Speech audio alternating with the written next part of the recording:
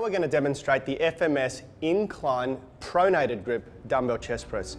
Unlike the semi-supinated grip dumbbell chest press that we do earlier in the program, we're going to increase the difficulty slightly by doing two things here. One is to pronate the hands, which partially dislocates the shoulder, putting it into a larger stretch at the bottom end. So the anterior deltoid, the rotator cuff, and the pec muscles will actually increase the amount of extension in the lower end, and that gives the chest a slightly better workout, and it reduces the press in the tricep just a little bit as well, because we're going to actually increase the angle of the arm. So watch carefully on this one as Kaliesha demonstrates the movement.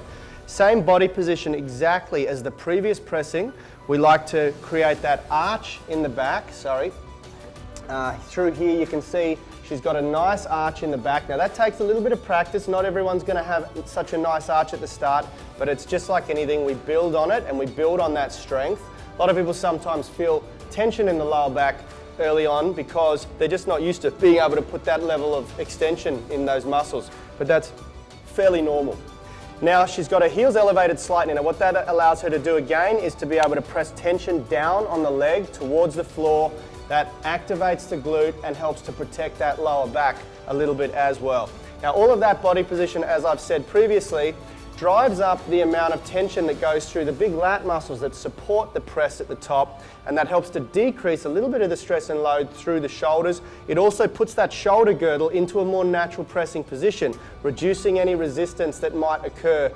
Remember I spoke quite in detail last time about the position of the shoulder as we adapt to our sort of common work position, sitting at a desk or a computer or even driving a motor vehicle. We have to learn to sort of work around that as we're reopening that shoulder up and returning that shoulder girdle to the anatomical position. So this whole body position just helps a little bit to protect that shoulder. So now Kaliesha's going to turn the dumbbells out into the pronated position. And very, very importantly, as I said previously, she's a fantastic model, but maybe slightly unrealistic to a lot of you because she's just got such good shoulder mobility, which we work very hard to achieve at Unity Gym with all of our clientele, and obviously our trainers lead by example.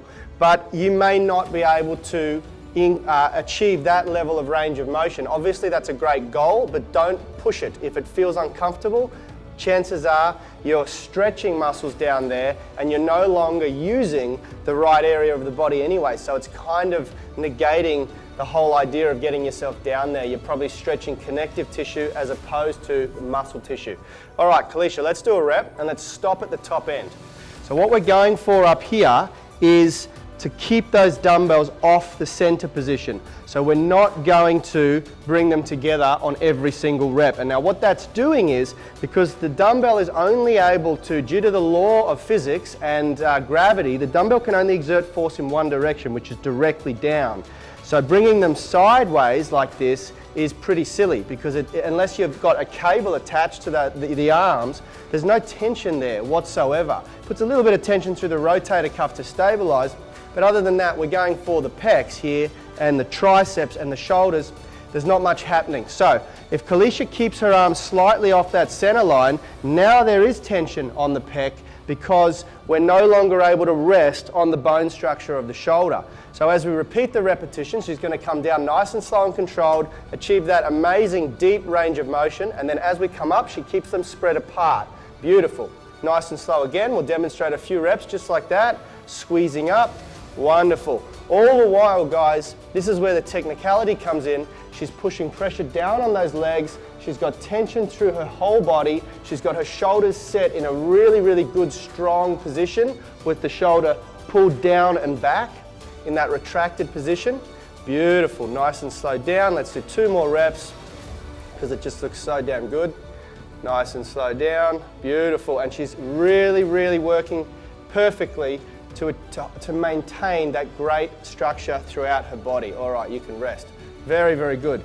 And that is, as I said, increasing the difficulty slightly so we have more load through the pec. We've also changed the neurological pathway, so the brain has to lay a new neurological pathway connecting to the muscles by altering the grip from neutral or semi-supinated to pronated.